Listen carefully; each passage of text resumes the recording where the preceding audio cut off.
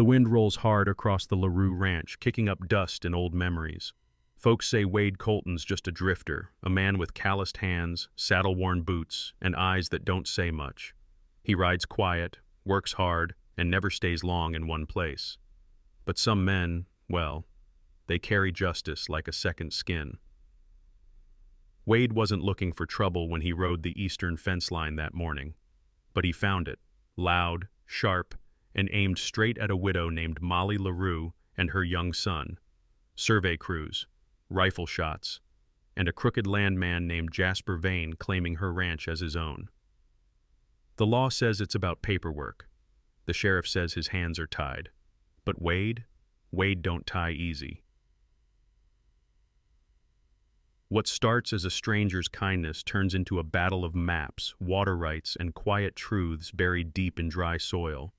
Wade digs, he listens, and when lies rise like smoke, he's the kind of man who rides straight into the fire. Can one cowboy stand between a family and the man set on stealing everything they've got? If you believe land's more than dirt, and a cowboy's worth more than his past, then saddle up and ride with us. Hit that subscribe button, and don't miss a tale where grit, honor, and justice ride side by side. The wind came off the ridge sharp and dry, like it had something to say but couldn't find the words. Wade Colton adjusted the brim of his hat and nudged his gelding along the eastern fence line of the LaRue place.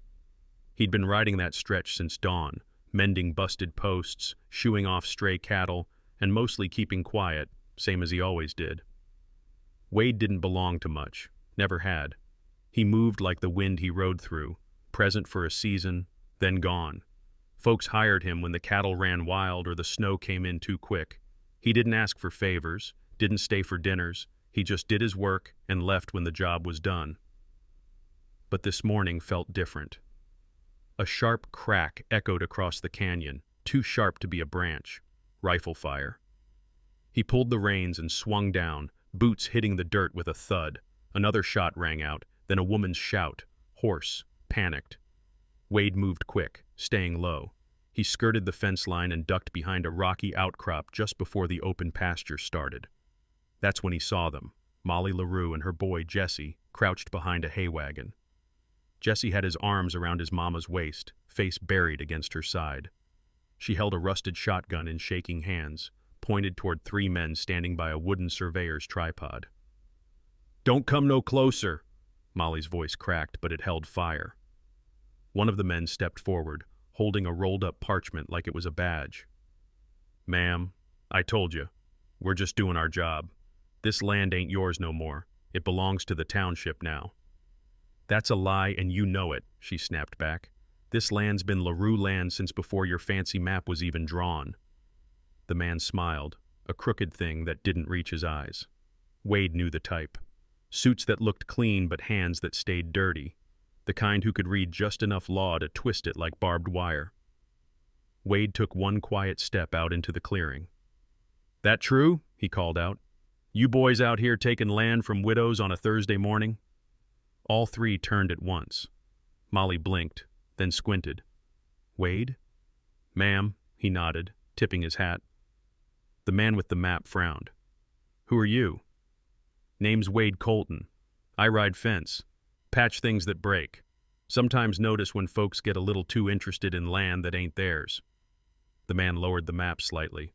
"Well, Mr. Fence Rider, I've got township orders here saying this parcel is unclaimed due to a lapse in homestead renewal. We're marking boundaries. Nothing unlawful about that." Wade stepped closer. His boots stirred dust that clung to his spurs. "Funny. I've been patching this fence every spring for 3 years. Ain't never seen a town marker out here till today." He bent down near the tripod and brushed some dirt with his glove. There it was, half buried, fresh staked, a metal township tag driven into the ground. Brand new. No rust, no wear. He tapped it once, then stood up slow. "You just plant this today?" Wade asked. "Official placement," the man said. "That's so." Wade turned to Molly. "You got your deed papers?" She nodded, breathing hard. "In the house." Then I'd hold on to him real tight. The man rolled the map tight and gave a thin smile. "We'll be back, ma'am, with more than a clipboard." He whistled. The other two men followed, slinking off toward their wagon like dogs called home. Wade waited until the dust settled before stepping up to Molly. "You all right?" She nodded, brushing hair from her face. Her hands still trembled. "They came out of nowhere, Wade. Said Jesse and I had no right to be here. This is my home. My husband died working this land." Wade looked past her, toward the fields and dry creek in the distance. "I believe you." Jesse looked up at him. "Mr. Colton, are they going to take our ranch?" Wade knelt, looking the boy in the eye. "Not if I can help it, son." He stood, the old township tag still clutched in his hand. He flipped it over and saw something strange. No official seal, just a cheap number stamped in sloppy digits. "This ain't right," Wade muttered, "and I aim to find out why."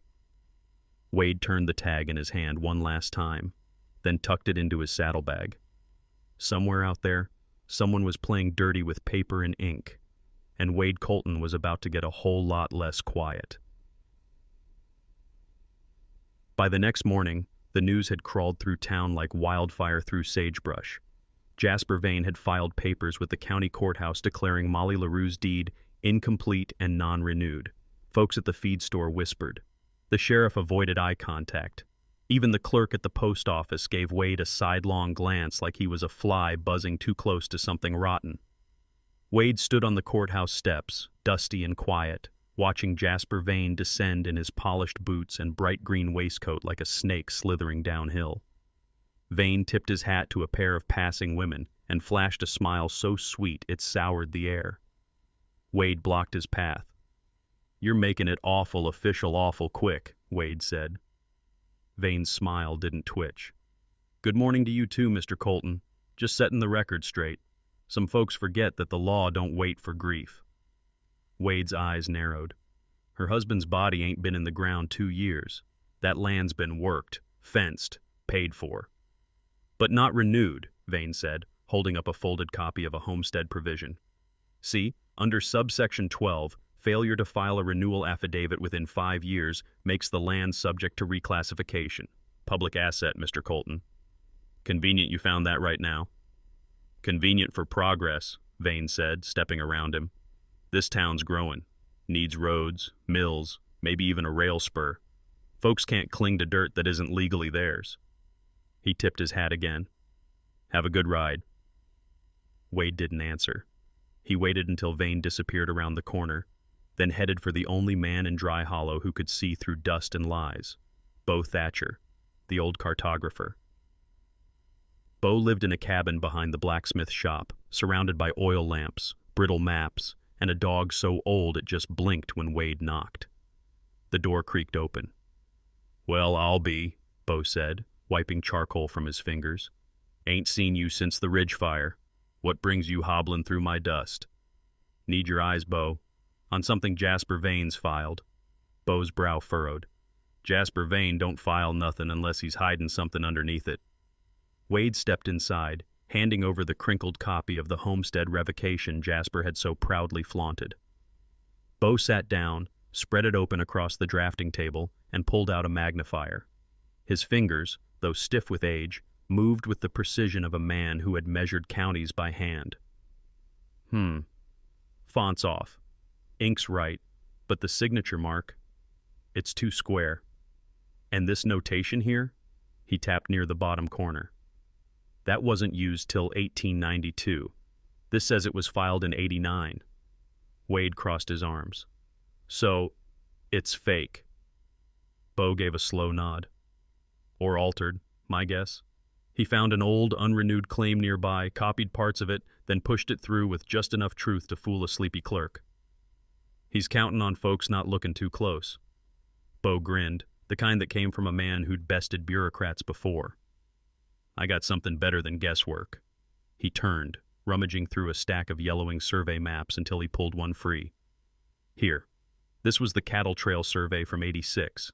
We marked every fence post east of the creek. LaRue land's in there." Wade leaned in.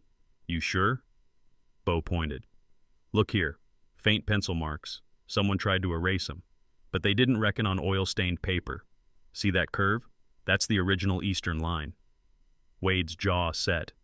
"And it goes right past that fake township marker." Bo chuckled. right where it don't belong. Wade rolled the map carefully, slid it into his saddlebag, and shook Beau's hand. You just gave Molly LaRue a fightin' chance.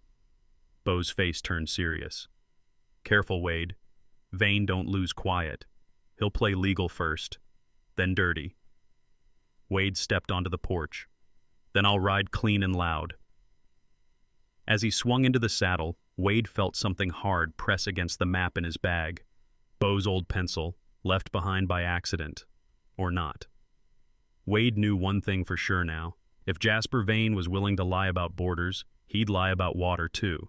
And water was everything out here. The creek didn't look like much, not in summer. Blue Rock Creek snaked low through the back of the LaRue property, shallow and slow, barely enough to fill a coffee pot. But Wade Colton knew better. Come spring thaw, that trickle swelled into a lifeline. And in dry country like this, water didn't just feed cattle. It decided who stayed and who packed up in silence.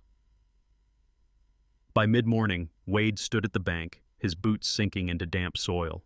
He crouched low, fingers brushing the reeds.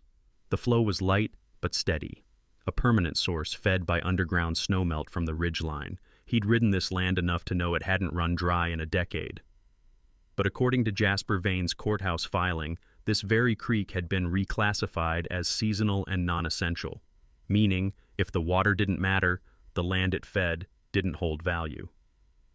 Wade stood, eyes narrowing. That's not a mistake. That's a setup. He didn't ride back to the ranch, not yet. Instead, he turned his horse toward the county archives in Dry Hollow. The records room sat below the old bank, carved into cool stone to keep paper from curling. Miss Hattie, the clerk, barely looked up when Wade entered. Her spectacles perched low on her nose, but her ears worked fine. Colton, if you're looking for trouble, it already came and signed the logbook. Just want water reports from this section, Wade said, setting a scrap of paper on the counter with Molly LaRue's coordinates. Hattie gave him a look, but fetched the box without a word. Inside were ledgers, brittle as dried tobacco. Wade flipped through page by page until he found it. Blue Rock Creek, filed 1890, amended 1893. Then another page, out of order, newer. He paused. The handwriting was almost identical, but too careful, too perfect. The page claimed the creek had dried out during the drought of 98 and again in 03, labeled intermittent, signed by a Randall Poe, water board surveyor. Wade stared at the name. It rang false. He ran a finger under the signature. Just faintly, below the top layer of ink, another name bled through, J. Vane. His jaw clenched. He turned to Hattie. Miss, you ever know a Randall Poe? She frowned. Surveyor? No, sir. And I've worked here since I was knee-high. That name ain't familiar. Wade tapped the page. Then this here is fraud. She adjusted her glasses. You sure? He held it up to the light. Sure as sunrise. Without another word, Wade slipped the original ledger back in its place and tucked the falsified sheet into his coat. He knew better than to leave it behind. By late afternoon, Wade reached the white-trimmed house of Judge Monroe, a retired circuit man known for fair rulings and a stubborn streak. The judge answered the door himself, dressed in shirt sleeves and suspenders, sipping lemonade like it was his only vice. Well, I'll be, he muttered. Colton, you look like trouble and smell like creek mud. What brings you? Wade handed over the falsified water record. Monroe squinted. Blue Rock? Thought that creek fed half the lower valley. Still does. But someone's trying to make it vanish on paper. The judge's brow furrowed. And you say this signature's forged? I'd bet my saddle on it. Monroe stared long and hard at the page, then nodded. I'll review this formally, quietly. Can't be too quiet, Judge, Wade said. They're moving fast. Monroe looked up. You planning to stop them? I'm planning to slow them down. He turned to leave but paused at the porch. Jasper Vane's playing a long game. He's got maps, money, and men. But what he don't have is roots in this land. The judge watched him go. Don't let him shake yours loose either, Wade. Wade didn't answer, but as he rode off, the forged paper tucked against his chest, he knew the wind was shifting. And come Sunday, things were going to get loud. Wade's fingers brushed against something crumpled in his coat. Molly's son had slipped it to him that morning. A letter, faded with time, from her late husband. One line stood out like a flare. "If anything ever goes wrong, check the box near the smokehouse. You'll know it when you see it." Sunday morning dawned soft and golden, the kind of light that made the whole valley look kinder than it was. Wade Colton stood at the back of the small white church in Dry Hollow, hat in hand, boots clean for once. The pews were full, ranchers, shopkeepers, farmhands with their wives and kids. Molly LaRue sat near the front with Jesse, her boy nestled close. Folks gave her looks, some pitiful, some curious, but no one dared speak above a whisper. Wade wasn't much for sermons, but today wasn't about faith. It was about truth. Pastor Green was halfway through the final hymn when the doors creaked open and in strode Jasper Vane, shining like a silver coin. Fresh-pressed coat, a leather folio under one arm, and behind him, 2 surveyors in matching vests. He walked right up to the pulpit with a too-sweet smile. "Pardon me, Pastor, I won't take but a moment." The preacher stepped aside, visibly uncomfortable. Jasper turned to the congregation like he was delivering a gift. "Friends, I just wanted to thank you all for your patience during our township's recent land review process. I know change can be difficult, but it brings opportunity." He held up a stack of thin hymn books bound in blue cloth. "A small donation from the Vane Development Office for worship and community use. There's more on the way." Polite claps rose from a few corners. Wade didn't move. Jasper scanned the pews like a stage actor waiting for applause. "Soon you'll see real progress, roads paved, new school funding, irrigation expansion. All we ask is a little flexibility with old claims and outdated land filings." Wade stepped forward, slow but sure. "That's supposed to mean Molly LaRue's place?" Murmurs rippled across the room. Jasper's smile flickered. "Ah, Mr. Colton, I trust you're enjoying your stay." Wade didn't take the bait. He lifted a folded paper from his coat, the original water ledger with the forged name, and raised his voice just enough to reach the rafters. "I've seen the reports you filed, signed by a Randall Poe. Only problem is, there ain't no Randall Poe. That paper's as fake as a $3 bill." The room went still. Jasper's jaw tightened. "I believe you're mistaken." "I'm not," Wade said, "and I got proof." The judge, Monroe, who'd been quietly sitting near the back, rose slowly. "Mr. Vane, would you care to explain this allegation?" Jasper blinked. "There's nothing to explain, Your Honor. The document was processed by the land office." "Then why does it have your name bleeding through the ink?" Wade pressed. "Didn't sign it proper, did you? Just copied it over and hoped no one would look close." Monroe stepped forward. "I'll be requesting an official review." A low buzz filled the air, half curiosity, half tension. Jasper shifted, but kept his charm. "I have nothing to hide. Anyone's welcome to see my filings." "Good," Wade said, "because they won't be the only filings soon." Just then, Jesse tugged at Wade's coat, quiet, nervous. "I forgot, sir. Mama said to give you this." He handed over a wrinkled envelope, edges yellowed with time. Wade unfolded it and read silently. Molly's late husband, Earl LaRue, had written it before his death. "If anything ever happens, check the smokehouse, the iron box. Renewal papers are in there, sealed in wax. Don't trust Town Hall alone. They'll bury it." Wade folded the letter slowly, eyes sharp. "You got more trouble coming, Mr. Vane." Jasper scoffed, lips thin. "You got ghosts and guesses, Colton." Wade's voice was flat. "I got a shovel." The congregation was still as the hymn books in their hands. Molly stood, trembling but firm. "My husband didn't die to see our home stolen, and I won't leave. Not for you, not for any man." For the first time, Jasper didn't smile.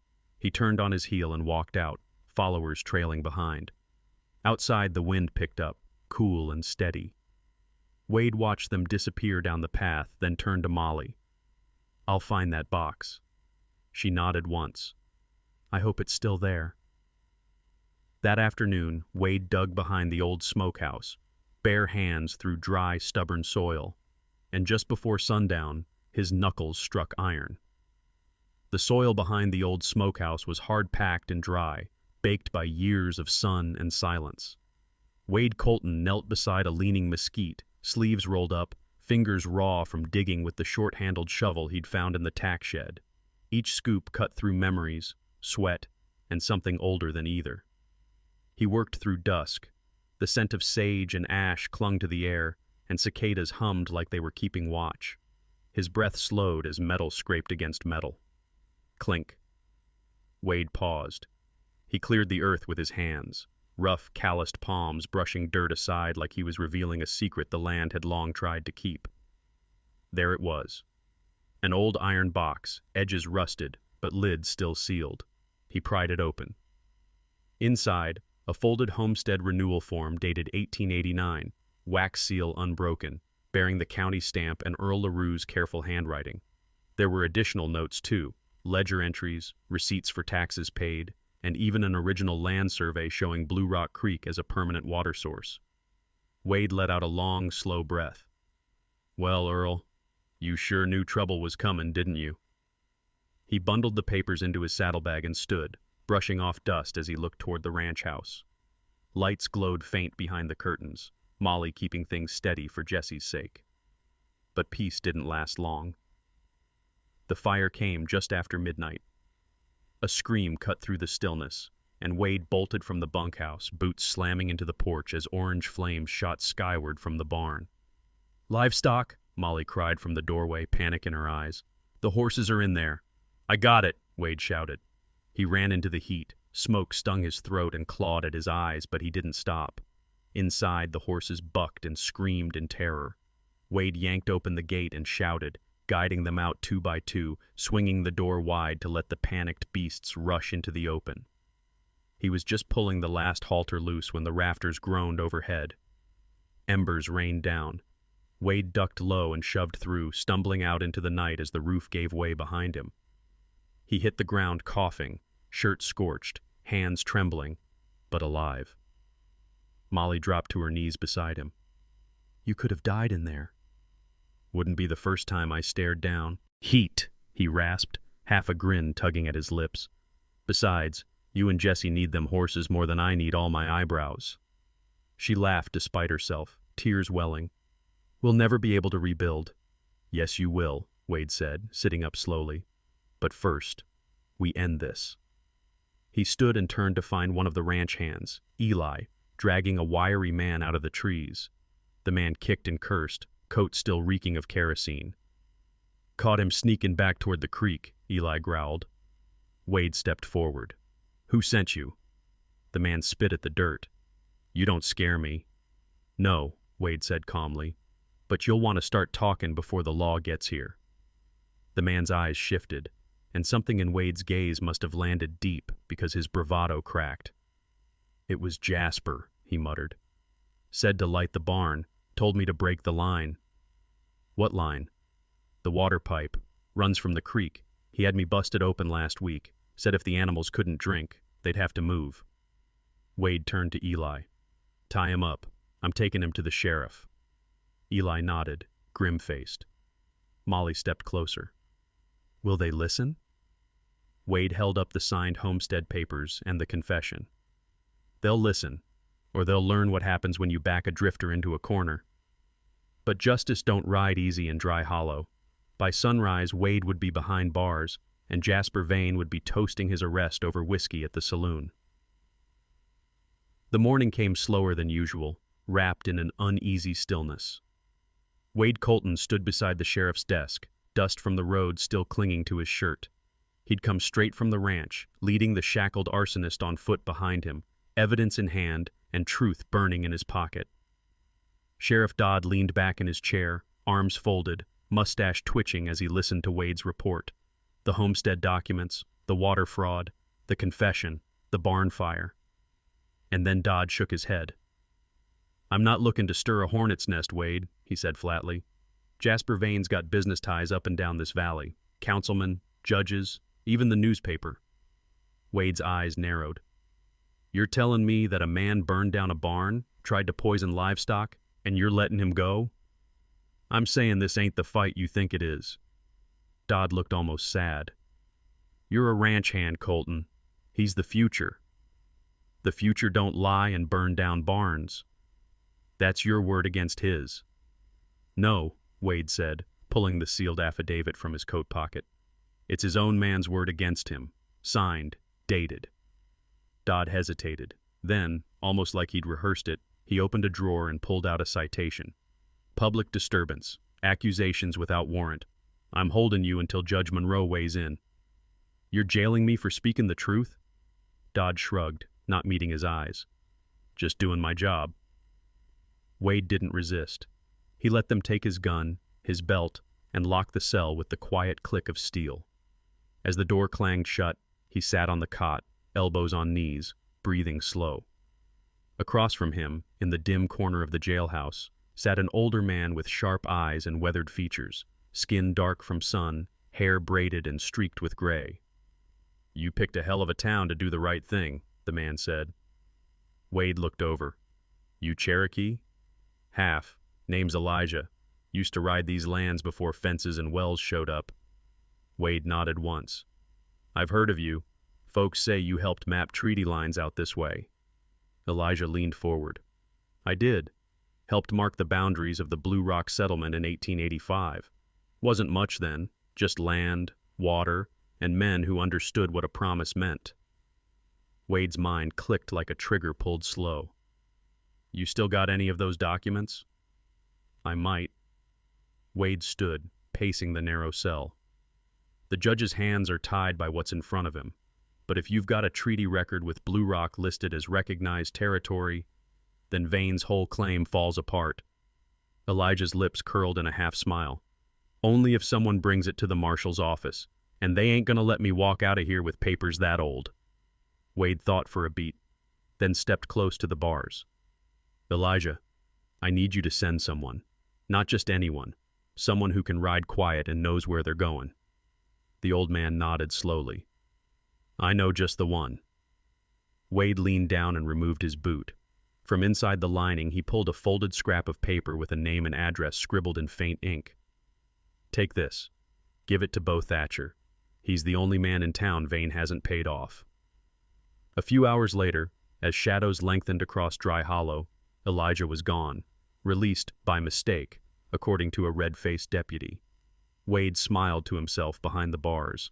That mistake had saddle leather and a purpose. Meanwhile, at the saloon, Jasper Vane sipped whiskey with a grin stretched too wide. The news of Wade Colton's arrest had traveled quick, and he made sure to toast it loudly. "Some men," he said, "don't know when to ride on." He tossed back the glass, not noticing the lone rider cutting across the ridge, a weathered envelope clutched to his chest. By week's end, the town would gather on Courthouse Ridge, some for justice, some for spectacle. But only one man would hold the paper that could tear Jasper Vane's lies apart, line by line. The sun broke over Courthouse Ridge like a lantern lit slow. Folks came early, dust kicking off their boots as they climbed the worn path to the open bluff where Judge Monroe had set up a makeshift bench. It wasn't the usual spot for legal matters, but the courthouse was under repairs, or so Jasper Vane had arranged. Wade Colton stood between two deputies, hands free now but watched close. His shirt was clean, but the dust in his voice hadn't settled. Behind him, Molly LaRue held her son's hand tight, her other clutching a faded envelope. Bo Thatcher, eyes narrowed beneath a fraying brim, stood beside her with a leather-bound map case slung over his shoulder. Jasper Vane arrived last. He stepped from his polished buggy like he was stepping onto a stage, all smiles and show. Behind him came a string of men with ledgers, briefcases, and a table covered in cloth. Legal props, Wade figured. Just enough paper to blind anyone who wasn't looking close. Judge Monroe raised his hand. "This gathering is informal but necessary. Accusations have been made regarding false filings, property damage, and forged documents. Let's keep it civil." Jasper stepped forward first. "Your Honor, I've brought with me certified township filings, land claim revisions, and witness reports confirming Mrs. LaRue's homestead is, unfortunately, unrenewed. He laid the papers out one by one for the crowd to see. Some murmured, others just frowned. It all looked proper. Too proper. Monroe turned. "Mr. Colton?" Wade stepped forward. "I've brought what Jasper forgot to mention." He held up the iron-sealed homestead renewal, the one Earl LaRue had filed back in 1889. The judge took it, held it to the light, checked the wax, the signature. "It's legitimate," he said, loud enough for everyone to hear. The crowd shifted. Jasper didn't flinch. "That's ancient history," he said smoothly, "and irrelevant if the land's water source is no longer viable." Bo Thatcher opened his map case. "That's where you're wrong, son." He laid out the old cattle trail survey, faint pencil lines, erasure marks, and the original boundary of Blue Rock Creek. This was filed with the state surveyor's office. I was there. So was Elijah. Gasps rose when Elijah, leaning on a cane, stepped forward with a folded treaty record, documenting Blue Rock's status as a perpetual water source by federal recognition. "And if that ain't enough," Wade added, "I've got a statement from one of Jasper's hired men, confessing to sabotage, paid to break water lines and torch the LaRue barn." Molly stepped up, hands trembling but strong. She unfolded Earl's letter and read it aloud, his warning about the iron box, his fear that the town might forget what it once promised. "Earl knew this land better than anyone," she said, voice steady, "and he trusted that when the day came, someone would stand up." The crowd went silent. Then came hoofbeats. A rider, dust-streaked and federal-sealed, dismounted and handed a folded envelope to Monroe. The judge opened it, read, and cleared his throat. "This is from the Territorial Marshal's office. They've reviewed the documents delivered by Mr. Thatcher and Mr. Colton. An investigation is now active regarding multiple forged land transfers, including filings under the name of Randall Poe, who does not exist." Jasper's mouth twitched. Monroe continued, "Effective immediately, all vein development claims are suspended pending audit." Someone in the crowd clapped once, then another, and before long, it rolled across the ridge like thunder. Jasper Vane stood very still, eyes darting like a man realizing the rope's not as loose as he thought. Judge Monroe looked up. "If you have anything else to say, Mr. Vane, now's the time." But Jasper said nothing. For once, he had no words. As the ridge cleared and the papers were packed away, Wade noticed Sheriff Dodd hanging back, eyes low, face pale. Something told him this wasn't over. Not yet. The next morning dawned pale and hushed. Clouds hung low over Dry Hollow, as if even the sky was holding its breath. Folks walked slower through town. Doors that once stood open now creaked half shut. Rumors had galloped faster than any horse. By mid-morning, everyone knew Jasper Vane was under federal investigation, and Judge Monroe had frozen all land transfer activity linked to his office. Wade Colton sat on the edge of the porch at Molly's ranch, watching a breeze rustle the charred remains of the barn. Jesse played with a stick in the dirt nearby, quiet, but not somber. Bo Thatcher arrived with a fresh map satchel and a tired smile. "Looks like the Marshall's boys are taking things serious," Bo said, lowering himself beside Wade. "They sent a second team down from the Capitol. Heard they found 3 more. False claims. 2 of them under the same forged name, Randall Poe." Wade gave a short nod. "It was never just about the LaRue land. Vane's been carving this county up like a holiday ham." Molly stepped onto the porch, wiping flour from her hands. "The deputy came by just now. Said the sheriff turned in his badge." Bo chuckled. "About time. Dodd was a coward. Knew something was off and didn't want the fire on his hands." Wade's jaw worked. Or maybe he just finally remembered he was supposed to serve the folks, not the crooks with money. A knock echoed from the gate. They all turned. It was Elijah, leaning heavier on his cane than before, but with a proud tilt to his chin. "Town council's calling an open meeting tonight. Folks want to know what comes next." "Do they?" Wade asked, eyes narrowing. "They do," Elijah said. "Turns out a lot of folks knew Jasper was up to something. They just didn't know how deep it went." Wade stood, brushing off his hands. "Then maybe it's time they heard it out loud." That night, the Dry Hollow Town Hall was packed shoulder to shoulder. Candle sconces flickered on the walls. The air buzzed with tension. But it wasn't the angry kind. It was the kind that comes before a tide turns. Judge Monroe sat at the head of the room, and beside him stood two men in federal overcoats. Jasper Vane, once a proud peacock of a man, now looked like a crow in Sunday clothes, disheveled, sallow, and no longer in control. Monroe cleared his throat. After review of multiple forged documents and affidavits, the marshal's office has taken Mr. Vane into federal custody. He will stand trial for land fraud, arson by proxy, and falsification of government records. A murmur rippled through the crowd. And as of this evening, the judge continued, Dry Hollow's sheriff has resigned. A special election will be held in the coming weeks. Wade stepped forward from the crowd. I ain't here to make speeches, he said, voice low but firm. But I know this. Land don't mean much without the people to work it honest. Vane thought he could steal this valley with ink and lies. He didn't count on folks caring enough to dig deeper. He turned to Molly and Jesse, who stood in the front row. Her family built that ranch, and if not for that letter from Earl, or the map Bo kept tucked away, or Elijah's memory, Vane might have gotten away with it. Bo stepped forward, unrolling a map of the whole valley. From now on, I'll be maintaining the records myself, public access, transparent as the sky. Cheers broke out then, modest but real. Molly stepped to the front. And we'll be rebuilding the barn next week. Anyone who wants to help, well, there's coffee and biscuits waiting at sunrise. That earned a laugh. Even Jesse smiled. The federal men took Jasper away quietly. No chains, no spectacle. Just the slow, final shuffle of a man who thought money could outrun truth.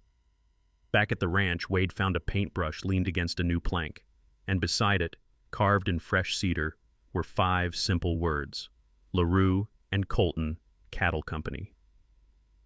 The days that followed moved gentle as spring wind through open pasture. For the first time in a long while, the LaRue ranch smelled of sawdust and hope. Men came from miles around, some with hammers, others just with calloused hands and willing hearts. They didn't ask questions. They showed up before sunrise, drank Molly's bitter coffee, and got to work. Wade Colton stood in the shade of the new barn frame, shirt clinging to his back with sweat, a hammer looped through his belt. The walls were nearly finished, rough pine timbers stacked clean and strong, the kind you build futures with. You always work this hard when the job's already done? Molly asked, stepping beside him with a grin. Wade smiled without turning. Figure if I stop swinging, I might start thinking, and I ain't sure I'm ready for that. She laughed, soft and real. Well, just don't wear out the crew. They ain't got your mule-stubborn pace. He turned to her now, slower than usual, as if the dust had finally settled between them. This place, it ain't just dirt and wood. No, she agreed. It's memory. And now, maybe second chances. Nearby, Jesse chased a calf through the fresh grass, boots flying, laughter in his throat. The boy had changed too, no longer wary or quiet. He waved to Wade every time he ran past, like they shared a secret. That afternoon, the last beam went up with a cheer. A pot of chili boiled beside the well, and someone tuned a fiddle under the porch. Wade sat on the fence post, watching the sky soften to evening. He thought back to the day he first rode along the LaRue fence line, quiet and alone. Back then, he hadn't planned to stay past payday, hadn't even known how long his horse would hold up. Now, he didn't want to leave. Bo Thatcher approached, brushing dust off his sleeves. Thought you might like to know, the county officially restored the LaRue claim today, water rights too, and they're naming a new clerk for land records. Wade raised a brow. That, right? Bo grinned. They offered it to me. You take it? I did. About time someone who understands pencil lines ran the place. Wade shook his hand. Well earned. Bo hesitated, then pointed to the new barn wall. You see it yet? Wade followed his gaze.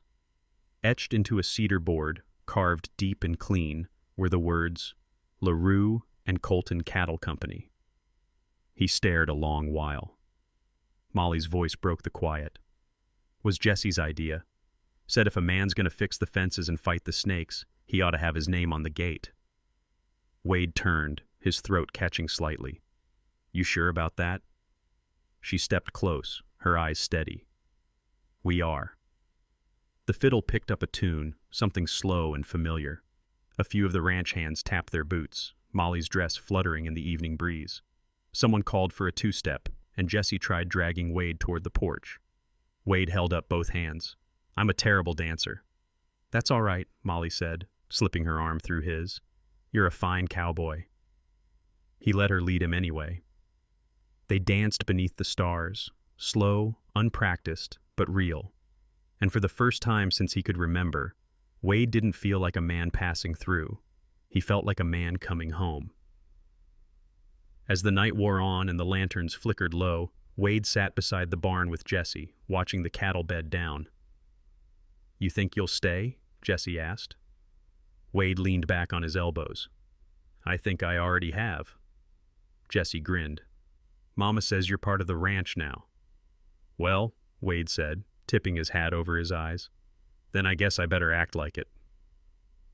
If you believe a cowboy's worth is more than his saddle, and sometimes the quietest man carries the loudest truth, go on and hit that subscribe button. We've got more stories to ride through, and you won't want to miss the next trail.